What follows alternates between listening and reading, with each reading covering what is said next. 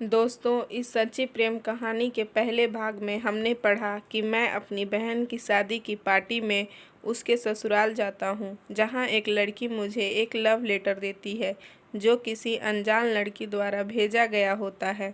मैं उस love letter को खोलकर पढ़ता हूँ तो पता चलता है कि मुझे कोई रिया नाम की लड़की बिना देखे बिना जाने पिछले 1 साल से प्यार करती है। मैं उसे समझाने की कोशिश करता हूँ कि किसी मजबूरी के कारण मैं उसके प्यार को कबूल नहीं कर सकता। आखिरकार मैं उसके प्यार को स्वीकार कर लेता हूँ और धीरे धीरे मुझे भी उस लड़की से बेइंतहा मोहब्बत हो जाती है। हम दोनों दुनिया की नज़रों से छिपकर एकांत में मिलने लगते हैं और साथ जीने मरने की कस्में खाते हैं। तभी अचानक एक ऐसा भूचाल आता है जो मेरे प्यार की दुनिया को तबाह कर देता है। क्या हुआ रिया जी, कुछ बताइए तो सही। रिया के आंसू मेरे दिल दुखा रहे थे। मम्मी पापा को हमारे प्यार के बारे में सब कुछ पता चल गया है। वे लोग बहुत गुस्से में हैं और मुझे बहुत टॉर्चर कर रहे हैं।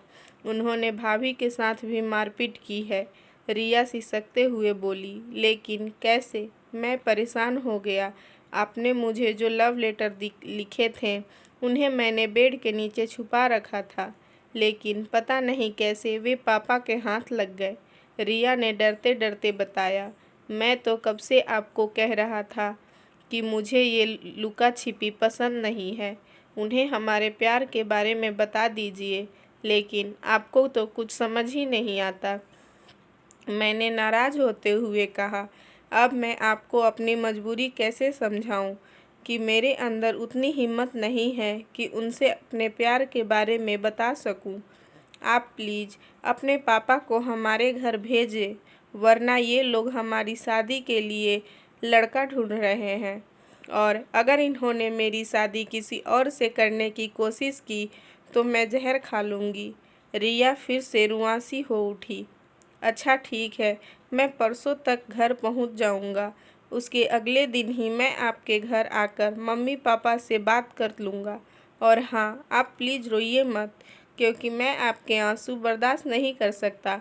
मैंने दिलासा देते हुए कहा, नहीं, आपको मेरी कसम है, आप प्लीज़ अभी हमारे घर मत आइएगा, वरना वे लोग आपको देखकर और भड़क जाएंगे। आप अपने पापा जी को भेजिएगा। ठीक है, अब फ़ोन रखती हूँ, अपना ख्याल रखिएगा। यह कहते हुए उसने फ़ोन रख दिया। प्यार और खुशी सब हद से ज़्यादा बढ़ जाए तो नज़र लग जाती है। मुझे जिसका डर था वही हुआ। शायद मेरे प्यार को किसी की नज़र लग चुकी थी। मेरा दिल किसी अनहोनी की आशंका से भर उठा। कल मैं घर जा रहा हूँ। तुम लोग रूम किराया और राशन का हिसाब करके मुझे बता देना। शाम को खाना बनाते समय मैंने प्रदीप और पप्पू से कहा, लेकिन अगले हफ्ते तो हमें दिवाली में जाना ही है। नहीं, बहुत ज़रूरी काम है, मुझे कल ही जाना होगा। मैंने अपना फैसला सुनाया। प्रदीप और पप्पू मेरे बचपन के दोस्त थे और वे जानते थे कि मैं जो कहता हूँ वही करता हूँ, इसलिए उन्होंने ज़्यादा जोर देना मुनासिब नहीं समझा। अगली सुबह मैंने काठमांडू से वीरगंज के लिए बस पकड़ी और घर के लिए रवाना हो गया। पता नहीं वह किस हाल में होगी, पता नहीं वे लोग अंकिता के साथ कैसा सलूक कर रहे होंगे। बस की खिड़की से भरे पहाड़ों को देखते हुए मैं इसी सोच में डूबा हुआ था। नेपाल के पहाड़ी रास्तों की खूबसूरती वादियों भी आज मेरे दिल को सुकून नहीं पहुंचा पा रही थीं। रास्ते भर मेरे इन्हीं आशंकाओं और उलझनों के बीच 300 किलोमीटर का सफ़र कैसे कट गया पता ही नहीं चला। वीरगंज बस स्टैंड पर उतरकर मैं टैक्सी में बैठा और करीब 1 घंटे में अपने घर पहुंच गया। शाम हो चुकी थी और लंबे सफ़र की थकान मेरे ऊपर हावी हो रही थी, इसलिए मैं सबसे मिलने के बाद आराम करने के इरादे से बिस्तर पर लेट गया। परंतु मेरी आंखों में ना तो नींद थी और ना दिल को चैन। क्या बात है बाबू, जो इतने परेशान लग रहे हो? माँ भले ही अनपढ़ हो, लेकिन अपने बच्चों के चेहरे पढ़ना अच्छी तरह जानती है। मेरी माँ ने मेरी परेशानी को भांप लिया था। मैं अपने माँ बाप से कब कोई भी बात नहीं छुपाता था। मैं पहले ही रिया के बारे में माँ को बता चुका था। माँ, तुम कल पापा को रिया के घर जाने को कहो ना। मैंने माँ से सारी बात बताने के बाद मिन्नत की। मैं जानता था कि मेरे स्वाभिमानी पापा इस बात के लिए कतई राजी नहीं होंगे, क्योंकि सामाजिक नियमों और परंपराओं के अनुसार पहले लड़की वालों को लड़के वालों के पास जाना पड़ता है। ठीक है, मैं उनसे बात करती हूँ। तुम खाना खा लो, मैं खाना लेकर आती हूँ। माँ को अपने बेटे की खुशी सबसे प्यारी थी। चाचा जी, अंकिता बुआ जी का कॉल आया है। वह आपसे बात करना चाहती हैं। मैं भोजन करके हाथ धो रहा था, तभी उर्मिला हाथ में फ़ोन लिए भागती हुई आई। उर्मिला मेरे चचेरे भाई की लड़की थी। मेरे पापा 2 भाई थे। बड़े भाई साहब की 4 बेटियां और एकलौता बेटा था। सबकी शादी हो चुकी थी। चचेरे भाई की 3 बेटियां और 2 बेटे थे। उर्मिला उनकी मझली बेटी थी। मैंने हाथों को पोंछकर फ़ोन को कानों से लगाया। हेलो, मैं धीमे से बोला। उधर से अंकिता की रोने की आवाज़ आई। हेलो। मेरा दिल बैठने लगा। भैया, आपने ऐसा क्यों किया? क्या आपको प्यार करने के लिए कोई दूसरी लड़की नहीं मिली? आपकी वजह से मेरे घर में तूफान मचा हुआ है। मुझे गालियाँ और ताने सुनने पड़ रहे हैं। मेरा घर उजड़ने की कगार पर है। क्यों किया आपने ऐसा? मैं चाहकर भी कुछ बोल नहीं पाया। बस 2 आंसू मेरी पलकों से टूटे और ज़मीन में समा गए। बोलिए ना, बोलते क्यों नहीं? अब बस चुप हो जाओ अंकिता, मैं आ रहा हूँ, सब ठीक हो जाएगा। भैया, आप सबसे कहते हैं कि अंकिता मेरी सबसे प्यारी बहन है और मैं इसके लिए कुछ भी कर सकता हूँ। तो अगर आप मुझसे ज़रा भी प्यार करते हैं तो एक कृपा करना, आज के बाद मेरे घर कभी मत आना। कॉल डिस्कनेक्ट हो गया, लेकिन मैं उसे कान में लगाए खड़ा रहा, जैसे मैं जड़ गया हूँ। सुबह जब माँ ने पापा से रिया का हाथ मांगने के लिए उसके घर जाने के लिए कहा, तो पापा इनकार करते हुए बोले, क्या तुम लोगों ने ऐसा कभी देखा है कि लड़का वाला लड़की वाले के घर रिश्ता लेकर जाए? ये बात तो ठीक है, परंतु अपने औलाद की खुशी के लिए लोग पता नहीं क्या क्या करते हैं। क्या आप इतना भी नहीं कर सकते? माँ ने पापा को मनाने की कोशिश की कि नहीं, मुझे ये ठीक नहीं लग रहा है। पापा अभी भी मानने को तैयार नहीं थे। तो ठीक है पापा, लेकिन यदि मेरी शादी रिया से नहीं हुई तो फिर मैं कभी किसी और से भी शादी नहीं करूँगा। मैं भी अपने जिद पर उतर आया। मेरी बात सुनकर पापा सोच में पड़ गए। कुछ देर सोचने के बाद वे कुर्सी से उठते हुए बोले, ठीक है, मैं जाऊंगा, लेकिन मेरी एक शर्त है। अगर उन्होंने इनकार कर दिया तो मैं जो कहूँगा तुम वही करोगे। ठीक है, मैं वादा किया। आज मैं बहुत खुश था। मुझे पूरा यकीन था कि रिया के मम्मी पापा मेरे रिश्ते के लिए इनकार नहीं करेंगे, क्योंकि वे बहुत अच्छे इंसान थे और मुझे पसंद भी करते थे। कोई भी बाप यदि अपनी बेटी का लव लेटर पढ़ ले तो उसे आमतौर पर बुरा लगना स्वाभाविक है, लेकिन गुस्सा ठंडा होने पर वे ज़रूर मान जाएंगे। मुझे पूरा विश्वास था। मैं छत पर लेटा बेसब्री से पापा के आने का इंतज़ार कर रहा था। तभी मुझे पापा की आवाज़ सुनाई पड़ी। क्या हुआ पापा? क्या कहा उन लोगों ने? मैं भागता हुआ नीचे आया और आते ही सवाल किया। पापा ने कोई उत्तर नहीं दिया, बस चुपचाप सिर नीचे झुकाए बैठे रहे। मैंने देखा पापा के पलकों के किनारे कुछ सफ़ेद मोती चमक रहे थे। पापा, प्लीज़ कुछ बताइए ना। क्या हुआ? मिल गई न तसल्ली, करा दी न बेइज्जती? पापा मेरी आंखों में देखते हुए भारी मन से बोले। लेकिन पापा, आखिर बस अब कुछ मत कहना। पापा ने हाथों के इशारे से मुझे रोका और उठकर बाहर चले गए। उसके बाद 2-3 दिनों तक पापा से मेरी बात नहीं हुई। वह तो बाद में माँ से मुझे पता चला कि उन्होंने यह कहकर इनकार कर दिया कि हम अपनी बेटी की शादी किसी भिखमंगे के घर में नहीं करेंगे। ज़िंदगी के सबसे कड़वे सबक हमेशा मीठे बोलने वालों से ही मिलते हैं। रिया के मम्मी पापा की मीठी बातें अब मेरे दिलों को जला रही थी। मैं तो सपने में भी नहीं सोच सकता था कि वे मुझसे इतना नफरत करते हैं। मैं तो उन्हें अपने माँ बाप से भी ज़्यादा प्यार करता और सम्मान देता था। काश आपके जैसा बेटा मेरे कोख से पैदा होता। रिया की मम्मी की प्यारी बातें बार बार मुझे याद आ रही थीं। जब मैं उनके घर जाता तो रिया के पापा कहते, बेटा बार बार गली में मत निकला करो, कहीं किसी की नज़र ना लग जाए।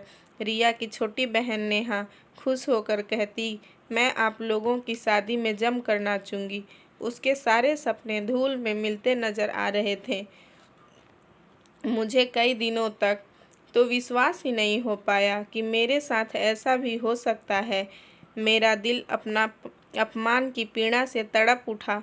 मैंने बहुत सोच विचारा और आखिर में तय किया कि मुझे एक बार फिर खुद से उनसे बात करनी चाहिए।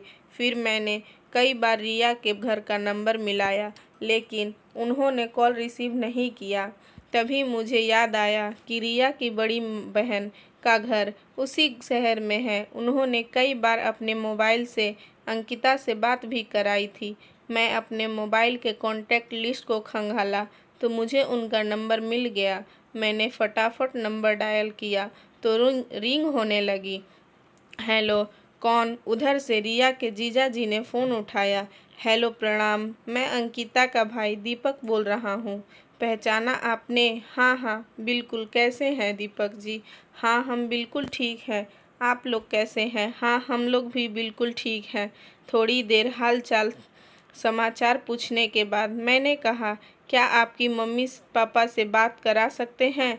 माफ़ कीजिएगा दीपक जी, मगर वे आपसे बात नहीं करना चाहते हैं। सुना है आपके और रिया के बीच प्यार मोहब्बत चल रहा है, शायद इसी वजह से। हाँ, मैं उसी विषय में उनसे बात करना चाहता हूँ। आप प्लीज़ किसी तरह उनसे बात कराइए ना, मैं बहुत परेशान हूँ। मैंने विनती की।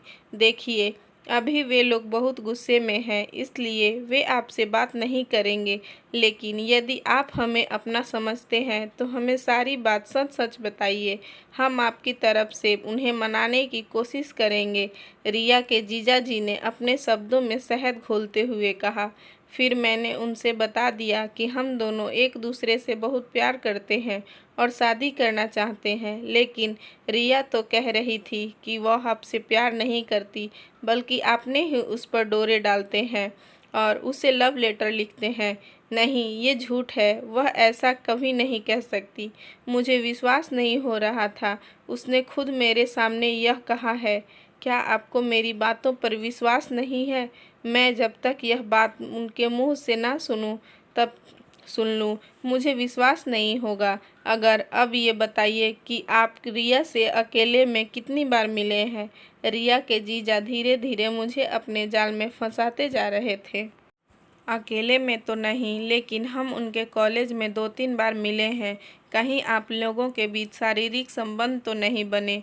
आप ये कैसी बातें कर रहे हैं? हम तो ऐसा कभी सोच भी नहीं सकते। अच्छा चलिए ठीक है, मैं मम्मी पापा को मनाने की कोशिश करूँगा और जब उनका गुस्सा थोड़ा ठंडा हो जाए तो मैं आपको उनसे मिलवा दूँगा। रिया के जीजा ने वादा किया और फ़ोन कट कर दिया। उनसे बात करके मुझे थोड़ी आस बंधती दिखाई दी। अब मुझे उनके कॉल का इंतज़ार करने लगा। रिया से दूर होने के बाद मेरा कहीं भी मन नहीं लग रहा था। पता नहीं रिया किस हाल में होगी। मैं दुखी होकर बार बार सोचता रह। मेरा बुझा और उदास चेहरा देखकर मेरे पापा को बहुत दुख होता, अतः उन्होंने मुझे एक कंस्ट्रक्शन साइट पर मुंशी के जॉब पर लगवा दिया। शायद व्यस्त रहने से मेरा थोड़ा मन बहल जाए। उन्होंने सोचा एक दिन मैं मज़दूरों को काम पर लगवा रहा था, तभी रिया के दोस्त अनीता के नंबर से कॉल आया। मैंने कॉल उठाया तो रिया मुझ पर बरस पड़ी। आपने मेरे जीजा को हमारे बारे में क्यों बताया? उसने मेरे घर वालों के सामने मेरी इज्जत की धज्जियां उड़ा कर रख दी है। लेकिन उन्होंने तो वादा किया था कि वह किसी से कुछ नहीं बताएंगे और हमारी शादी के लिए मम्मी पापा को मनाने की कोशिश करेंगे। लेकिन मैंने उन्हें अपना दोस्त समझकर हमारे बारे में बता दिया और मैंने तो उन्हें बस इतना बताया है कि हम दोनों एक दूसरे से प्यार करते हैं। मैंने सफाई दी, बस हमारे और आपके बीच में सब कुछ खत्म हो गया। अगर आप मुझे ज़िंदा देखना चाहते हैं तो मेरे घर कभी मत आइएगा। लेकिन एक बार मेरी बात तो कॉल डिस्कनेक्ट हो गया। फिर मैंने कई बार कॉल करने की कोशिश की लेकिन फ़ोन स्विच ऑफ मिला। तभी मुझे चक्कर आया और मैं कटे हुए पेड़ की तरह नीचे गिर पड़ा। थोड़ी देर बाद जब मैंने होश संभाला तो मुझे एहसास हुआ कि अब मेरी दुनिया लुट चुकी है। मैंने उसी वक्त काम से छुट्टी ली और अपने घर आ गया। मुझे समझ में नहीं आ रहा था कि मैं क्या करूं और क्या ना करूं। मेरी हालत एक हारे हुए जुआरी की तरह माफिक हो गई थी। मार्च के महीने में सर्दियों को विदा करके पतझड़ को आने का निमंत्रण दे दिया था और इधर मेरे जीवन में भी ऐसा ही पतझड़ आया था जिसके बाद बाहर आने की कोई उम्मीद ना थी। मैं दिन भर छत पर धूप में बेसुध होकर लेटा रहता और रात भर अपनी गलती पर आंसू बहाता रहता। आखिर उसने मेरे साथ ऐसा क्यों किया? जब उसमें दुनिया से लड़ने का हौसला नहीं था तो उसने मोहब्बत क्यों की? मेरी क्या गलती थी? प्यार भी उसने किया, इजहार भी उसने किया, इकरार भी उसने किया। मैंने तो बस उसके प्यार की कद्र की थी। गलती मेरी है, मुझे उसके प्यार को स्वीकार करना ही नहीं चाहिए था। मुझे रिया पर बहुत गुस्सा आ रहा था और इसी गुस्से में मैं बार बार रिया को भुलाने की कोशिश करता, मगर चाह कर भी उसे भुला नहीं पा रहा था। हद से ज़्यादा प्यार और हद से ज़्यादा नफ़रत दोनों इंसान ही की ज़िंदगी के लिए हानिकारक होते हैं। एक दिन मेरे दिमाग में एक विचार आया और मैंने एक बहुत बड़ा फैसला कर लिया। मैंने बाज़ार से जाकर सल्फास की गोलियां खरीदी और बस पकड़कर रिया के घर की तरफ जाने लगा। अजीब इत्तेफाक था कि जब बस के साउंड सिस्टम में भी यही गाना प्ले हो रहा था, इधर मैंने भी तय कर लिया कि मैं रिया के घर जाकर सल्फास की गोलियां खा लूँगा। मैं इस गाने को पहले भी कई बार सुन चुका था, लेकिन मैंने सपने में भी नहीं सोचा था कि ज़िंदगी इस गाने को इतनी गंभीरता से ले लेगी। बस की सीट पर सिर टिकाए मैंने खिड़की से बाहर नज़र घुमाई। हरे भरे पेड़ पौधे, खेत खलिहान सब तेजी से भागते जा रहे थे। मुझे ऐसा लगा जैसे ज़िंदगी भी हमारे साथ हाथ से छूटकर तेजी से भागी जा रही है। आज का दिन शायद मेरी ज़िंदगी का आखिरी दिन होने वाला था। मैंने गहरी सांस ली और पलकों को समेट लिया। जिस बेटे को पाल पोस कर बड़ा किया, पढ़ा लिखा कर काबिल बनाया, जब उसी ने मेरे ऊपर हाथ उठा दिया तो अब बचा क्या है? बाबूजी के आंखों से आंसू रुक नहीं रहे थे। तू चिंता मत कर, एक बेटा खराब निकल गया तो क्या हुआ? तेरा दूसरा बेटा है न, यह तेरा खेवनहार बनेगा। दादी ने अपने आंचल से बाबूजी के आंसू पोंछते हुए 10 साल का मैं मेरे ओर इशारा किया।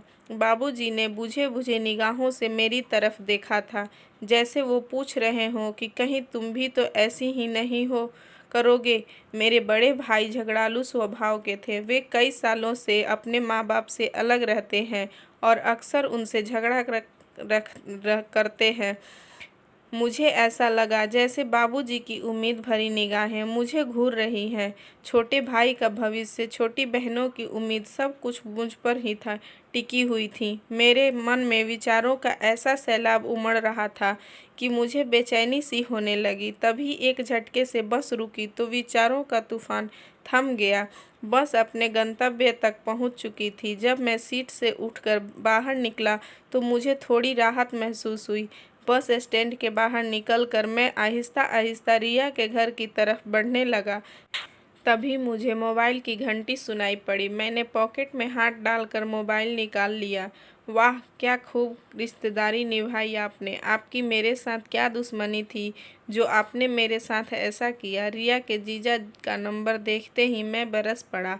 आपको ज़रूर कोई गलतफहमी हुई है। मैं तो आपकी तरफ से उन्हें मनाने की भरकस कोशिश कहीं कर रहा हूँ। उधर से आवाज़ आई, बस रहने दीजिए, अब आपको कुछ करने की ज़रूरत नहीं है। मैं खुद जा रहा हूँ उनके घर, उनसे बात करने। मैंने कहा, आप मेरी बात मानिए और अभी वहाँ मत जाइए। अभी आपका वहाँ जाना ठीक नहीं है। अब ठीक बेठीक जो भी होगा देखा जाएगा। आज तो आखिरी फैसला होकर रहेगा। मैंने अपना फैसला सुनाया। आप समझते क्यों नहीं?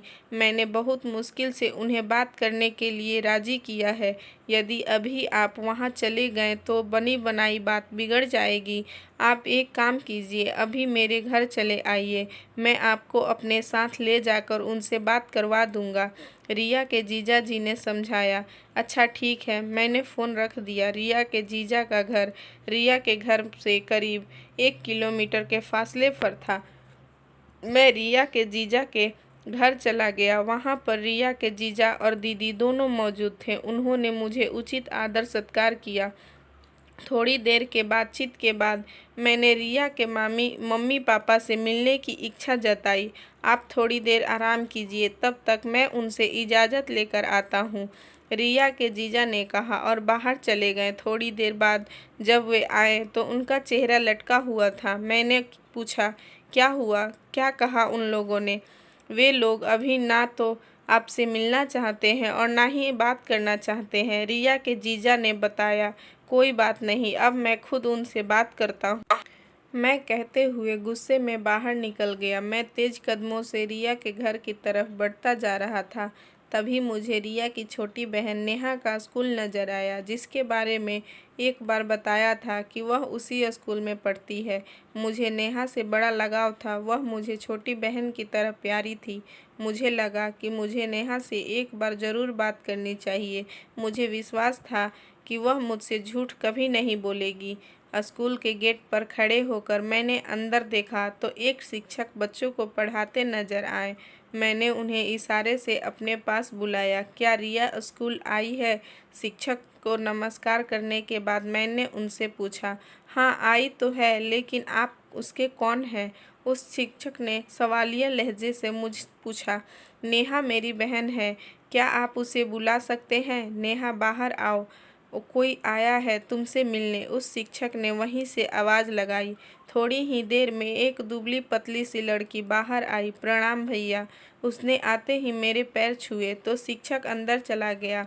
उसकी बुझी आंखें, बेतरतीब बाल, सूखे होठ और उदास चेहरा देखकर मेरा दिल दुख से भर गया। मुझे विश्वास ही नहीं हुआ कि ये वही खूबसूरत लड़की है जो हमेशा खुशी से चहकती रहती थी।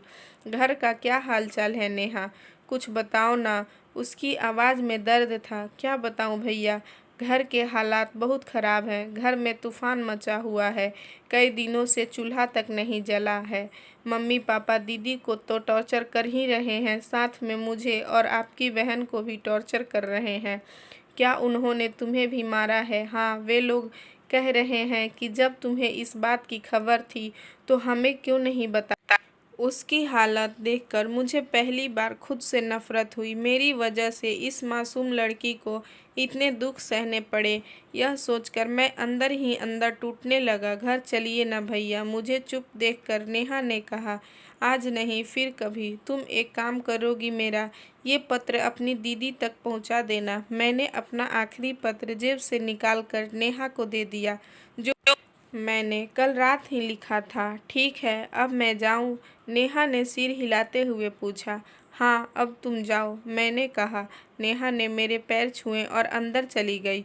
उसके जाते ही मैं भी आगे बढ़ गया। पता नहीं क्यों नेहा से मिलने के बाद मेरे ख्यालात बदलने लगे थे। अब मुझे अपनी खुशी ही नहीं बल्कि नेहा के परिवार की फिक्र होने लगी। अगर मैं आज नेहा के घर जाकर जहर खा लिया तो नेहा के परिवार पर मुसीबत आ जाएगी। मेरे मौत के बाद पुलिस उन्हें परेशान करके देगी। एक तो वे बेचारे अपने नालायक बेटों की वजह से पहले से ही परेशान हैं। उनके वजह से मम्मी जी पहले ही डिप्रेशन की शिकार हैं। मुसीबत का सामना करते करते पापा जी चिड़चिड़े स्वभाव के हो गए हैं, और यदि वे अपनी बेटी की शादी मेरे साथ नहीं करना चाहते तो इससे ये तो साबित नहीं ना होता कि वे लोग बुरे हैं। वे क्या कोई भी माँ बाप यही चाहते हैं कि उनकी बेटी की शादी अमीर परिवार में हो ताकि वह हमेशा सुखी रहे? यदि मैं भी उनकी जगह होता तो शायद यही करता। फिर मेरे जैसे गरीब आदमी की औकात ही क्या है? यदि रिया की शादी मुझसे भी हो भी गई तो मैं उसे वो खुशियाँ कभी नहीं दे पाऊँगा जिसकी वो हकदार है। मेरे साथ रहकर उसकी ज़िंदगी भी अजाब बन जाएगी। आज अगर उनके दरवाजे पर मेरी मौत हो गई तो मेरे घर वाले इनके ऊपर हत्या का केस कर देते। फिर मम्मी पापा को, रिया को, नेहा को, सबको पुलिस पकड़ कर ले जाएगी। मेरी बहन अंकिता का बसा बसाया घर उजड़ जाएगा। रिया की बड़ी बदनामी होगी और रिया अपनी बदनामी बर्दाश्त नहीं कर पाएगी। हो सकता है कि बदनामी के डर से वह आत्महत्या भी कर ले और इन सब का जिम्मेदार सिर्फ मैं होऊंगा। क्या मैं इतना खुदगर्ज हूँ कि अपनी खुशी के लिए इतने लोगों के दुख का कारण बनूं? मैं तो हमेशा से ही दूसरों की खुशी के लिए अपनी खुशियों को कुर्बान करता आया हूँ। क्या मैं इनकी खुशी के लिए एक और कुर्बानी नहीं दे सकता? क्या किसी को पा लेना ही सच्ची मोहब्बत है? इसी तरह के हजारों विचार फिर से मेरे दिमाग में तूफान उठाने लगे। मेरा सिर फटने लगा, पाँव भारी होने लगे। मेरे कानों में एक साथ कई लोगों के चीखने चिल्लाने की आवाज़ गूंजने लगी। मेरी आंखों के सामने कभी रिया का रोता हुआ चेहरा सामने आ जाता तो कभी नेहा का रोता हुआ मासूम चेहरा घूम जाता, कभी अंकिता का रोता चीखता चेहरा सामने नजर आने लगता। अब एक कदम भी चलना मेरे लिए मुश्किल हो गया। मैं सिर पकड़कर एक पेड़ के नीचे बैठ गया। मुझे समझ में नहीं आ रहा था कि मैं क्या करूं और क्या ना करूं। कुछ देर तक मैं उसी हालत में बैठा रहा। क्या तू इतना कायर और कमज़ोर है कि मूर्खों की भांति आत्महत्या करने चला है? क्या तुझे अपने प्यार पर इतना भरोसा नहीं है कि तू उसे जलील करना चाहता है? क्या किसी के जिस्म को हासिल कर लेना ही मोहब्बत है? क्या बिना शादी किए तू अपने प्यार को जिंदा नहीं रख सकता?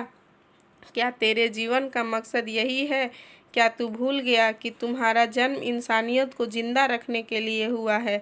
क्या तू अपने माँ बाप, भाई बहनों को जीते जी मार देना चाहता है? इसी तरह के हजारों सवाल मेरे मन में उठने लगे। तभी मेरी अंतरात्मा से एक आवाज़ आई, नहीं दीपक नहीं, तू ऐसा नहीं कर सकता। तू ऐसा नहीं है। तुम्हें इन सब की खुशियों के बदले अपनी खुशियों की कुर्बानी ही देनी ही होगी। नहीं।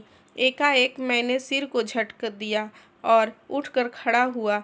अब मैं अंतिम निर्णय पर पहुंच चुका था। मैंने जेब से सल्फास की गोलियां निकाली और नफरत से देखते हुए उसे दूर फेंक दिया।